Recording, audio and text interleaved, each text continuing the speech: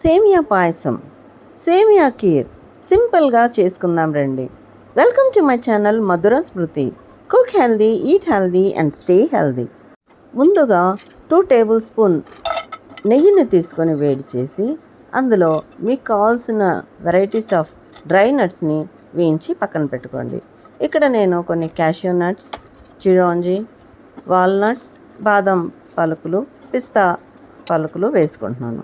వీటినన్నిటిని light brown colour వచ్చేంత వరకు లో ఫ్లేమ్ మీద వేయించి తీసి పక్కన పెట్టుకోండి. అదే ప్యాన్లో మరో 2 టేబుల్ స్పూన్ నెయ్యిని వేసుకొని ఇక్కడ 1 కప్పు సేమియా వేసి వేయించుతున్నాను. సేమియాని లైట్ బ్రౌన్ కలర్ వచ్చేంత వరకు లో ఫ్లేమ్ మీద వేయించండి. కలర్ చేంజ్ అవ్వగానే ఇందులో పాలు పోయండి. 1 కప్పుకి 3 నుంచి 4 కప్పుల పాలు పోసుకోండి. కలుపుకుంటూ సేమియా ఉడికేంత వరకు లో టు మీడియం ఫ్లేమ్లో కుక్ చేయండి. కలుపుతూ ఉంటే ఉండలు కట్టకుండా ఉంటుంది. సేమియా త్వరగానే ఉడికిపోతుందండి.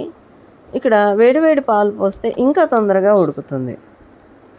ఇప్పుడు మీ రుచికి తగ్గట్టుగా చక్కెరను కానీ బెల్లాన్ని కానీ వేసుకోండి. ఇక్కడ నేను 3 టేబుల్ స్పూన్ షుగర్ని యూస్ చేస్తున్నాను. మీరు మీ రుచికి తగ్గట్టుగా ఎక్కువ తక్కువగా వేసుకోండి.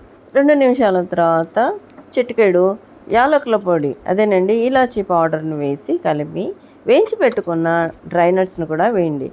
కొన్ని వేయించిన డ్రై నట్స్ తీసి పక్కన పెట్టండి. అది సర్వ్ చేసేటప్పుడు గార్నిష్ చేసుకుని సర్వ్ చేయండి.